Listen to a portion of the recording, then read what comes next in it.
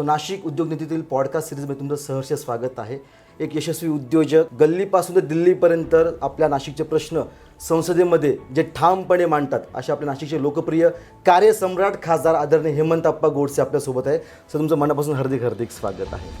Sir, सगळ्यात पहिला प्रश्न मला विचारायचा आहे की शिक्षणाचं माहेरघर म्हणून समजलं जाणाऱ्या पुणे नगरीला, द्राक्षांची पंढरी म्हणून समजलं नाशिक नगरीला कनेक्ट करताना तुम्हाला काय सांगावंसं वाटतं सर? निश्चितच द्राक्ष उत्पादन आपल्या नाशिकमध्ये अतिशय मोठ्या प्रमाणामध्ये होतं आहे आणि त्याचबरोबर नाशिकची जी चव आहे द्राक्षाची ती इतर कुठल्या ठिकाणी मिळत नाही आणि म्हणून आपली द्राक्षाची पंढरी म्हणून नाशिक या ठिकाणी ओळखलं जातं आणि हजारो शेतकरी त्यावरती अवलंबून आहेत. अनेक निर्यात बाहेरच्या देशामध्ये द्राक्षाची या ठिकाणी केली जाते आणि त्यामुळं नाशिकला एक द्राक्षाची नगरी म्हणून या ठिकाणी ओळख आपण आपल्या शेतकऱ्यांनी निर्माण केली. सर, पुढचा प्रश्न तरुणांना धरून आहे की साधारणतः नाशिकमधली बरीच तरुण शिक्षण नाशिकमध्ये घेतात आणि आपल्या नोकरीसाठी ते पुन्हा शिफ्ट होतात. नाशिकमध्ये असे काही आपण प्रकल्प आणत आहोत का जेणेकरून आपल्या नाशिकच्या युवा तरुणांना नाशिकमध्येच रोजगार उपलब्ध होईल? यासाठी आता नुकतंच आपल्या सारथी जी मराठी समाजाच्या विद्यार्थ्यांसाठी प्रशिक्षण घेऊन त्यांना हॉस्टेल्स असतील, प्रशिक्षण असेल, प्लेसमेंट असेल, स्वयंरोजगार असेल, यासाठी सातत्यानं सारथीच्या माध्यमातून प्रयत्न केला. आपण विभागीय कार्यालय व्हावे अशी मागणी होती. आता नुकतंच एक विभागीय कार्यालय तात्पुरतं या ठिकाणी सुरू देखील झालं आणि कायमस्वरूपीची इमारत म्हणजे जवळजवळ ती 2 लाख स्क्वेअर फुटाची बिल्डिंग आणि 500 मुलं आणि 500 मुली यांना प्रशिक्षण या ठिकाणी मिळेल यासाठी आपला प्रयत्न होता. त्याला देखील अंतिम मान्यता जवळजवळ 159 कोटी रुपये त्या ठिकाणी मंजूर झालेले आहेत. जागा देखील त्या ठिकाणी मिळालेली आहे आणि मला असं वाटतं का लवकरच त्या ठिकाणी त्याचं काम देखील त्या ठिकाणी सुरू होऊन मुलं प्रशिक्षण घेऊन स्वयंरोजगार त्या ठिकाणी निर्माण करतील. आपण या संदर्भामध्ये मागच्या काही काळापूर्वी आपण रोजगार मेळावा घेतला होता. अनेकदा शिक्षण आणि इंडस्ट्रीला लागणारा माणूस यामध्ये अनेकदा गॅप असतो आणि मग तो गॅप फिलिंग करण्याकरता आपण रोजगार मेळावा घेतला आणि 1297 मुलांना त्या ठिकाणी युवक युवतींना त्या ठिकाणी स्पॉट अपॉइंटमेंट त्या ठिकाणी मिळाली होती. त्यानंतर आपण स्वयंरोजगारासाठी प्रयत्न केला की शासन देखील अनेकदा बँकांच्या माध्यमातून महामंडळांच्या माध्यमातून युवकांना युवतींना त्या ठिकाणी कर्ज उपलब्ध करून त्यांना त्यांच्या पायावर कसं उभं राहता येईल यासाठी प्रयत्न करतात. आपण देखील त्यामध्ये स्वतः लक्ष घालून ज्यावेळेस आपण बैठका घेतल्या त्यावेळेस आपल्या लक्षात आलं महामंडळाचे अनेक प्रकरणं गेल्यानंतर बँक त्या ठिकाणी कर्ज पुरवठा करत नाही आणि म्हणून मुलांना स्वयंरोजगारीसाठी अडचण येते. तर मग आपण त्यामध्ये स्वतः लक्ष घातलं आणि त्यामध्ये जवळजवळ 13,500 युवक युवती महिला यांना जवळजवळ 200 कोटीहून अधिक कर्ज वितरण केलं आणि या 13,500 युवक युवती आणि महिलांना त्यांच्या स्वतःच्या स्वयंरोजगाराच्या माध्यमातून त्यांच्या पायावर उभं राहण्याची संधी त्या ठिकाणी मिळाली. त्यानंतर तुम्ही जसं सांगितलं का इथं IT पार्क मगाशी पण मी सांगितलं का IT पार्क व्हावा यासाठी आपल्या नाशिकमध्ये अनेक IT उद्योजक आहेत, परंतु ते पूर्ण शहरभर वेगवेगळ्या ठिकाणी स्कॅटर्ड आहेत आणि त्यांना एक रूफ खाली आणण्यासाठी आपण एक IT पार्कचं रिझर्वेशन व्हावं राजूर बोवलेमध्ये त्यासाठी उदय सामंतांकडं विनंती केली होती आणि त्यांनी तसं 50 एकर जागेचं रिझर्वेशन देखील त्या ठिकाणी केलेलं आहे. मला असं वाटतं का निश्चित IT कंपन्या जर आल्या तर निश्चित नाशिकचं जे टॅलेंट आपण म्हटले तर नाशिकचं टॅलेंट बाहेर जातं याची निश्चित आपल्या सर्वांना खंत आहे. नाशिक अतिशय योग्य ठिकाण आहे कारण या ठिकाणी लो कॉस्ट लिव्हिंग आहे. त्यानंतर आपलं टॅलेंट अतिशय चांगल्या प्रमाणामध्ये आणि अतिशय गुणवत्तेदार टॅलेंट आहे आपलं आणि म्हणून आपलं टॅलेंट आपल्या नाशिकमध्येच राहावं आणि नाशिकच्या विकासासाठी त्यांची मदत मिळून त्याची भर पाडावी हा उद्देश सर्वच लोकप्रतिनिधीला या ठिकाणी असतो आणि निश्चित मला असं वाटतं का IT पार्कच्या माध्यमातून त्याला देखील एक चांगली चालना मिळेल. सर, उद्योग म्हटलं की सगळ्यात बेसिक डिमांड असते ती एअर कनेक्टिव्हिटीची. नाशिकमधली सध्याची एअर कनेक्टिव्हिटी कशी आहे आणि येत्या काळात आपली कशी असू शकणार आहे एअर कनेक्टिव्हिटी? एअर कनेक्टिव्हिटी संदर्भामध्ये ज्यावेळेस केंद्र शासनाच्या उडान मंत्रालयाने RCS रिजनल कनेक्टिव्हिटी स्कीम ह्या ठिकाणी ज्यावेळेस त्याची घोषणा केली तर त्यावेळेस आपण नाशिकला इतर ठिकाणी कसं कनेक्ट करता येईल यासाठी सातत्यानं प्रयत्न केले. नाशिकचा लोकप्रतिनिधी म्हणून, नाशिकचा एक नागरिक म्हणून आपण ज्यावेळेस विंग 2017 याचं एक आयोजन त्या ठिकाणी केलं होतं आणि त्या आयोजनामध्ये प्रत्येक राज्यातले प्रशासन, राज्याचं प्रशासन आणि त्या कंपन्या, एअरलाईन्स अशी त्यांची सांगड घालण्याचं काम तिकडं यांनी केलं होतं. केंद्र शासनाच्या उड्डाण मंत्रालयाने आपण स्वतः आपल्या नाशिकच्या जे काही आपल्या इथल्या स्थानिक लोकांनी फेसबुकवरती कोण कुठं किती प्रवास करतं याची माहिती काढून आपण ह्या प्रत्येक कंपन्यांना त्याचा डाटा त्या ठिकाणी दिला आणि मग त्यांच्या लक्षात आलं का नाशिकवरतून इतकी पॅसेंजर फ्रिक्वेन्सी त्या ठिकाणी मिळू शकते आणि त्या कनेक्टिव्हिटीला आपली ती कनेक्टिव्हिटी चांगल्या रीतीने चालू शकते. तर त्यावेळेस आपण नाशिक हे भारतामध्ये 3 नंबरचं शहर होतं का आपण जवळजवळ 12 RCSमध्ये 12 शहरांना जोडण्याचं काम त्यावेळेस त्या ठिकाणी केलं होतं.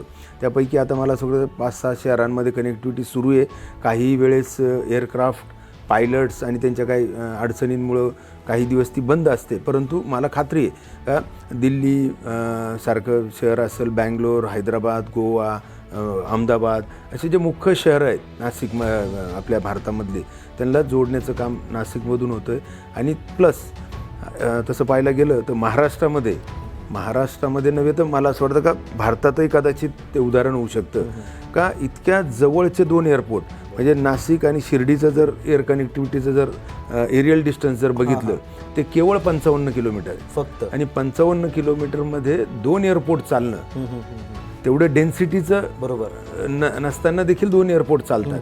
हे असं मला असं वाटतं का भारतात म्हणजे महाराष्ट्रात तर दुसरं नाहीच आहे, परंतु कदाचित भारतात देखील नसावं, परंतु इतक्या जवळ 2 एअरपोर्ट, हे दोन्ही एअरपोर्ट चालतात. सो आपण तुम्ही अगदी ग्राउंड लेवलपासून तुमचं राजकारणाची सुरुवात केली आहे. सध्या जिल्हा परिषद सदस्य असाल, मग नाशिक महानगरपालिकेमध्ये नगरसेवक असाल आणि 2 टर्म खासदारकी. तर एक खासदार म्हणून, एक लोकप्रतिनिधी म्हणून तुमच्या दृष्टीने नाशिक शहर कसं बदलत गेलं? खरं तर मुंबई, पुणे, नाशिक हे एक सुवर्ण त्रिकोण म्हणून महाराष्ट्रामध्ये ओळखलं जातं आणि मुंबईनंतर पुणे, पुण्यानंतर नाशिक, नागपूर आणि संभाजीनगर असं एक काही काळापूर्वी एक असं गिनल्या जायचे शहरं, परंतु आज मुंबई, पुण्यानंतर नागपूर आणि नाशिक आणि संभाजीनगर असं आपलं 4थ्या स्थानावरती त्या ठिकाणी आलं. परंतु यामध्ये मुख्यतः कारण आपण जर बघितलं ना तर 2000 साली ज्यावेळेस मुंबई पुणा म्हणजे मी मगाशी पण कनेक्टिव्हिटी हा सगळ्यात महत्त्वाचा मुद्दा म्हणून सांगितला, तर त्या काळामध्ये मुंबई आणि पुणा ही जी कनेक्टिव्हिटी त्या काळामध्ये झाली, तर त्याच वेळेस आपल्या नाशिकसाठी देखील 4 लेनिंगचं प्रपोजल त्या ठिकाणी होतं, परंतु काही कारणास्तव तो रोड त्या काळात झाला नाही. आणि आपण सर्व जाणतोय का 2000 साली किंवा 1995 ते 2000च्या दरम्यान पुणे आणि नाशिकमध्ये जास्त डिफरन्स नव्हता, म्हणजे 10-20% अंतर होतं. परंतु ज्या वेळेस मुंबई पुणे हा सुपर एक्सप्रेस हायवे झाला, तर आजची परिस्थिती अशी आहे का फक्त लोणावळामध्ये एक घाट आहे बरोबर आणि त्याच्या तिकडून पुणे टच झालं आहे आणि इकडून नवी मुंबई जवळजवळ लोणावळ्यापर्यंत टच झाली. म्हणून एक कनेक्टिव्हिटीचा किती मोठा फरक या ठिकाणी पडतो हा अंदाज आपण त्या ठिकाणी घेतला पाहिजे. आणि म्हणून मला असं वाटतं का त्याच्यामध्ये आपली आता जी काही कनेक्टिव्हिटी आता प्रपोज्ड आहे ही झाल्यानंतर नाशिक निश्चित एक पुण्याच्या बरोबरीने येण्यास कदाचित वेळ लागणार. नाशिक चारही बाजूने पसरत चाललं आहे, रिअल इस्टेट वाढतं आहे, लोकसंख्या वाढती आहे. लोकसंख्या म्हटलं की वाहनं आली की म्हणजे ट्रॅफिकचा प्रश्न आला. तर तुमच्या दृष्टीने ट्रॅफिकचं नियोजन आपल्या नाशिकमध्ये कसं करता येऊ शकतं किंवा आपण काय काय उपाययोजना केल्या आहेत एक खासदार म्हणून? नाशिकचा पब्लिक ट्रान्सपोर्ट सुटसुटीत व्हावा यासाठी अनेक उपाययोजना आपण करत आहोत. त्यामध्ये मुख्यतः आपण जर बघितलं तर के वाघ ते जत्रा हा जो 2.3 किलोमीटरचा उड्डाण पूल आहे, यामध्ये ज्यावेळेस हा पहिला उड्डाण पूल होता, परंतु ते उतरल्यानंतर त्या ठिकाणी अमरधामची क्रॉसिंग असेल किंवा जत्राची क्रॉसिंग असेल, तर अमरधाम आणि जत्रा हे अमरधामला जवळ 30 मीटरचा म्हणजे 100 फुटी रोड क्रॉसिंग होती नॅशनल हायवेला आणि जत्रा या ठिकाणी 200 फुटाची रोड क्रॉसिंग होती. तिथं अनेकदा वाहतूक कोंडी व्हायची, अनेक अपघात त्या ठिकाणी झाले, अनेक लोक त्या ठिकाणी दगावले. तर त्यावेळेस आपण मागणी केली होती का के वाघ ते जत्रा हा एक उड्डाणपूल त्या ठिकाणी व्हावा आणि तो उड्डाणपूल आपण पूर्ण तिथं दोन्ही क्रॉसिंग्सला किती ॲक्सिडेंट झाले अशा प्रकारचा प्रस्ताव शासनाकडे दिला आणि त्यांनी तो उड्डाणपूल त्या ठिकाणी मंजूर केला. तर मला असं वाटतं का आज नॅशनल हायवेच्या माध्यमातून आपण एक टोकापासून तर दुसऱ्या टोकापर्यंत एक 8-9 मिनिटामध्ये आपण पूर्ण शहर क्रॉस करतो. तो एक मुद्दा झाला पब्लिक ट्रान्सपोर्टचा मेन नॅशनल हायवेशी कनेक्टेड. त्यानंतर दुसरा जो मुद्दा आहे तो जी मेट्रो आहे नाशिकमध्ये जवळ 32 किलोमीटरची मेट्रो त्या ठिकाणी मंजूर झालेली आहे आणि त्यासाठी देखील आपण द्वारका ते दत्त मंदिर यासाठी डबल डेकर व्हावा. म्हणजे योगायोग बघा कसा झाला. तर द्वारका ते दत्त मंदिर हे महापालिकेच्या हद्दीमध्ये येतं, जवळ 6 किलोमीटरचं अंतर. आणि त्यावेळेस आपण ज्यावेळेस केंद्रीय मंत्री गडकरी साहेब या ठिकाणी आले होते तर त्यांच्याकडे मागणी केली होती का हा महापालिकेच्या अंतर्गत येत असल्या कारणानं महापालिकेचा बजेट इतका नसतो का तो एखादा फ्लायओव्हर त्या ठिकाणी एखादा करू शकता आणि म्हणून हा आपण केंद्र शासना म्हणजे त्याच्या भारतमालामध्ये त्याचं इन्क्लुजन करावं आणि म्हणून मग केंद्राला त्याच्यावरती काम करता येईल आणि त्या ठिकाणी आपण फ्लायओव्हर त्या ठिकाणी करू शकतो अशा प्रकारची मागणी केली होती. त्यांनी देखील त्याच्यासाठी तत्वतः घोषणा देखील केली होती. परंतु ज्यावेळेस 32 किलोमीटरचा हा मेट्रो मंजूर झाली लाईन आणि कदाचित जर ती लाईन झाली असती तर या ठिकाणी अनेक नाशिक आणि नाशिक रोडला येणारे हजारो गाड्या आहेत रोजच्या, सगळ्यात ओव्हरलोडेड असलेला तो रोड आहे आणि कदाचित ती जर मेट्रो झाली असती लवकर तर कदाचित फ्लायओव्हर करता आला नसता आणि तो वाहतूक कोंडीचा प्रश्न कधीच मिटला नसता. परंतु योगायोग असा झाला का ती भारतमालामध्ये इन्क्लूड झाली. आपण तातडीनं मागणी केली का त्या ठिकाणी डबल डेकर करण्यात यावा. डबल डेकर एक फ्लोअरला 4 लेन आणि त्याच पिलरवरती मेट्रो अशा प्रकारची मागणी त्या ठिकाणी केली. त्याला तत्वतः मान्यता देखील मिळाली. आता सध्याच्या परिस्थितीला 10.44 किलोमीटरचा जो डबल डेकरचा प्रोजेक्ट आहे तो आता आपलं नुकतीच आपल्या राज्याचे उपमुख्यमंत्री फडणवीस साहेब यांच्याशी चर्चा झाली आणि त्यांनीच देखील सांगितलं का आपण स्वतः त्या ठिकाणी लक्ष घालतोय आणि आपण नॅशनल हायवे आणि राज्य शासन यावरती पैसे खर्च करून आपण एक पायलट प्रोजेक्ट म्हणून त्या ठिकाणी करणार आहोत. म्हणजे हा एक दुसरा मुद्दा झाला एक पब्लिक ट्रान्सपोर्टचा. त्यानंतर तिसरा जो मुद्दा आहे तो राणेनगर बोगदा आणि इंदिरानगर बोगदा. आपल्या सर्वांनाच ठाऊक आहे काय या 2 शहरं सिडको साईडची आणि या बाजूची. तर अनेकदा तिथं इतकी ट्रॅफिक जाम होते तर कधी 10-10, 15-15, 20-20 मिनटं त्या ठिकाणी थांबावं लागतं कारण त्या ठिकाणी इंजिनिअरिंग चुका त्या ठिकाणी झालेल्या आहेत. म्हणजे जो DP रोड आहे तो 30 मीटरचा 100 फुटाचा आणि जो व्हेकल अंडरपास जो नॅशनल हायवेने त्या ठिकाणी केला आहे तो केवळ 9 मीटरचा आणि म्हणून 60 फूट अंतर हे कमी पडतं आणि म्हणून मग आपण त्या ठिकाणी दोन्ही पण इंदिरानगर आणि राणेनगर या दोन्ही ठिकाणी सूचना केल्या होत्या की त्यामध्ये त्याचं वायडनिंग त्या ठिकाणी व्हावं आणि दोन्ही बाजूनी येणाऱ्या आणि जाणाऱ्या बाजूनी दोन्ही साईडनी हायवेच्या तिथं एक रॅम्प केले जावे जेणेकरून सरळ येणारा माणूस निघून जाईल आणि त्या ठिकाणी क्रॉसिंग होणार नाही. तर त्याला देखील मंजुरी मिळालेली आहे. 47 कोटी रुपये त्याला मान्यता मिळाली. त्याची टेंडर प्रोसेस देखील सुरू झालेली आहे. लवकरच वर्क ऑर्डर होऊन ते देखील काम त्या ठिकाणी सुरू होणार आहे आणि मोठं ट्रॅफिकचं कंजेशन असलेले भाग हे दोन्ही पण त्याला एक रिलीफ त्या ठिकाणी मिळणार आहे. स्वतः मागच्या काही वर्षांमध्ये संपूर्ण जगाने एक भयानक संकट अनुभवलं होतं. त्यात आपला भारत देश आपला नाशिक जिल्हा देखील सामील होता. कोरोनाबद्दल मला कोरोनाच्या विषयावरती यायचं आपण की कोरोना काळामध्ये सगळ्यात जास्त निधी उपलब्ध करून देण्यामध्ये महाराष्ट्रामध्ये 1 नंबरचे खासदार तुम्ही होतात आणि देशामधील पहिल्या 10 मध्ये 7वे खासदार तुम्ही होतात. तर ह्या सगळ्या कोरोना काळामध्ये तुमचा अनुभव कसा होता एक खासदार म्हणून आणि नागरिक म्हणून? कोरोना काळामध्ये कोरोना काळ अतिशय भयानक काळ म्हणून आपण सर्वांनी या ठिकाणी अनुभवला. अनेकांना खूप वेगवेगळे अनुभव या कोरोना काळामध्ये आले. परंतु लोकप्रतिनिधी या नात्यानं आम्हाला देखील जनतेविषयी निश्चित काळजी होती. लोकप्रतिनिधी या नात्यानं आपण ज्यावेळेस 22 मार्च ते 14 एप्रिल पहिला लॉकडाऊन झाला त्या काळामध्ये आपण थांबलो. परंतु ज्यावेळेस नंतर ज्या काही अडचणी म्हणजे लोकांना मग अन्नधान्य असेल, भाजीपाला असेल, लोकांचं जेवणाचा विषय असेल, अनेक लोकांना अनेक अडचणी त्या ठिकाणी ज्यावेळेस बघितल्या जायच्या तर आपण कुठलीही पर्वा न करता सातत्यानं जनतेच्या सेवेसाठी फिरत होतो. अनेकदा दवाखान्यांमध्ये जाऊन धीर देणं असे देखील विषय सुरू होते आणि याच काळामध्ये ज्यावेळेस आपल्याला आपल्या लोकसभा अध्यक्षांनी च्या कार्यालयामधून फोन आले की आपण 1 कोटी रुपये आपला जो निधी आहे खासदार निधी हा आपल्याकडे जमा करावा, जेणेकरून सर्व खासदारांचा एकत्रित निधी आपण साधन सामुग्री करोनासाठी संपूर्ण देशभरामध्ये त्या ठिकाणी वाटणार आहोत. तर त्या काळामध्ये आपण स्वतः विचार केला की जर आपण आपल्याकडं आपली नाशिकची लोकसंख्या जवळजवळ 60 लाख आहे आणि आजही आपल्या नाशिकमध्ये करोना टेस्टिंग लॅब नाही, आपल्याकडं आजही सरकारी करोना टेस्टिंग लॅब नव्हती. आपल्याला सॅम्पल टेस्टिंगसाठी धुळ्याला, पुण्याला, मुंबईला हे सॅम्पल्स पाठवले जायचे आणि त्यामध्ये 2-2, 3-3 दिवस 3-3, 4-4 दिवस लागायचे रिपोर्ट यायला. त्यामध्ये आजार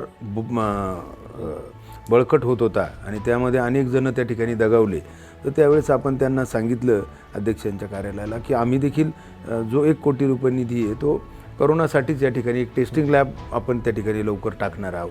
तर त्यांनी सांगितलं असं कळवा आणि आपण त्या ठिकाणी टेस्टिंग लॅब सिव्हिल हॉस्पिटलला त्या ठिकाणी मंजूर केली. त्याचं काम देखील तातडीने पूर्ण झालं आणि जवळजवळ 3.5 लाख नागरिकांना त्याचा फायदा झाला की सर्वांचं सॅम्पल टेस्टिंग मोफत झालं. सगळ्यांना रिपोर्ट 4-4, 6-6 तासात यायला लागले. त्यांच्यावरती तातडीनं त्या पद्धतीने उपचार सुरू झाले. अनेक जण त्याच्यामधून स्थिर म्हणजे सावरले आणि म्हणून आणि त्याच माध्यमातून जवळजवळ नाशिककरांचे 11 ते 12 कोटी रुपये त्या ठिकाणी वाचले. म्हणजे आपल्या 1 कोटी रुपयाच्या कामातून आपल्या नाशिककरांचे पैसे तर वाचलेच, परंतु त्यांना उपचार वेळेवर मिळाल्यामुळं ते लवकरात लवकर बरे देखील त्या ठिकाणी झाले. त्यानंतर दुसरा मुद्दा आपण ऑक्सिजन प्लांट संदर्भामध्ये जर बघितलं तर ऑक्सिजनची किंमत आपल्याला त्या काळामध्ये कळाली. मी त्या काळामध्ये गिरणारे या ग्रामीण रुग्णालयाच्या ठिकाणी अनेकांनी त्या ठिकाणी आंदोलनं केली, फ्लेक्स घालून फ्लेक्स लावून का मागणी केली का आमच्याकडं ऑक्सिजन द्या, ऑक्सिजन द्या, अशा प्रकारच्या सर्व आवाज देऊन त्यांनी अतिशय भावनिक आव्हान केलं सर्वांना. आणि त्या काळामध्ये देखील आपण ऑक्सिजन प्लांटसाठी आपल्या मित्रपरिवाराकडून सर्वांकडून मदत घेतली आणि त्या काळामध्ये आपण ज्या ऑक्सिजन प्लांटची किंमत केवळ 20 लाख रुपये होती, परंतु ऑक्सिजनला अधिक महत्त्व आल्या कारणानं त्याच प्लांटची किंमत लोक 80 लाख आणि 1 कोटी रुपये सांगायचे. आपण स्वतः अहमदाबादला गेलो, ज्या ठिकाणी ऑक्सिजन प्लांट्स बनवत्या त्या मालकाला भेटलो, त्यांना रिक्वेस्ट केली आणि त्यांना जो प्लांट 10 ml तो प्लांट आपण 20 लाख रुपयामध्ये त्यांना फायनल करून 8 दिवसामध्ये गिरणाऱ्यासारख्या ग्रामीण रुग्णालयाला त्या ठिकाणी लावून देण्याचं काम त्या ठिकाणी केलं आणि ऑक्सिजनचा आधार त्या ठिकाणी दिला. असंच आपण सय्यद पिंपरीचं प्राथमिक आरोग्य केंद्र त्या ठिकाणी देखील आपण एक ऑक्सिजनचा प्लांट दिला. त्यानंतर देवळाली कॅम्पसारख्या शहरामध्ये देखील एक ऑक्सिजनचा प्लांट दिला. सिन्नरसारख्या शहरामध्ये देखील त्या काळामध्ये आपण ऑक्सिजनचा प्लांट दिला आणि त्या माध्यमातून लोकांना मदत करण्याचा एक प्रामाणिक प्रयत्न 4 ठिकाणी आपण CSR आणि मित्रपरिवाराच्या माध्यमातून आपण ऑक्सिजन प्लांट्स त्या ठिकाणी दिले. असंच आपण रेमडेसिवीरसारखं इंजेक्शन, त्या रेमडेसिवीरचा खूप मोठा तुटवडा जाणवत होता आणि त्या काळात रेमडेसिवीर जर दिलं नाही तर आपला पेशंट वाचतो का नाही अशी एक भावना त्या काळामध्ये लोकांची तयार झाली होती. अनेकदा त्या तुटवड्यामुळं अनेक लोक वनवना फिरत होते. त्या काळामध्ये आपल्याकडं मायलॉन कंपनी आहे आणि मायलॉन कंपनीच्या CEOशी आपण सातत्यानं फोनवर संपर्कात होतो आणि त्या काळामध्ये ज्यावेळेस तिथं 200-500च्या वरती रेमडेसिवीर येत नव्हते त्यावेळेस आपण 7,000 रेमडेसिवीर त्या ठिकाणी नाशिकला उपलब्ध करून दिले. तसंच आपण या करोनाच्या काळामध्ये अनेक लोक जे देशाबाहेर विद्यार्थी होते, मलेशियाला होते, अनेक ठिकाणी रशियाला होते, अनेक विद्यार्थ्यांना देशाबाहेरून पुन्हा आपल्या नाशिकमध्ये आणण्यासाठी देखील आपण मदत केली. अनेक जण राज्याच्या बाहेर अडकलेले होते, काही मुस्लिम समाजाचे, त्यांना देखील आपण आणण्यासाठी तिथं मदत केली. आणि म्हणून करोनाच्या संपूर्ण काळामध्ये आपण सातत्यानं कुठल्या ना कुठल्या माध्यमातून आपल्या जनतेला मदत करण्याचं कार्य त्या ठिकाणी केलं. आपण रॅपिड फायर आहे आता. एक प्रश्नाचे 2 ऑप्शन असतील, तुम्हाला एक चॉईस करायचं असेल तर नाशिक यंत्रभूमी की मंत्रभूमी? मला असं वाटतं यंत्रभूमी देखील आहे आणि मंत्रभूमी देखील आहे, कारण धार्मिक आणि इंडस्ट्रीयल या दोन्ही गोष्टी आपल्या नाशिकला अवेलेबल आहेत. बरोबर.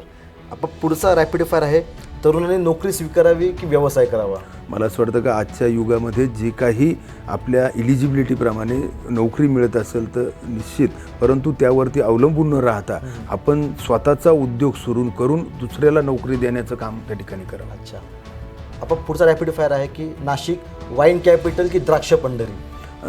वाईन कॅपिटल देखील आहे. सुलासारख्या एक वायनरीने खूप मोठं त्या ठिकाणी संपूर्ण विश्वभरामध्ये नाव कमवलेलं आहे आणि द्राक्ष म्हणून द्राक्षाची जी गोडी आहे ती संपूर्ण नाशिकच्या द्राक्षाची गोडी ही संपूर्ण देशाला पसंत आहे. पण पुढच्या 20 वर्षामध्ये तुम्ही नाशिकला कुठे बघता आहात?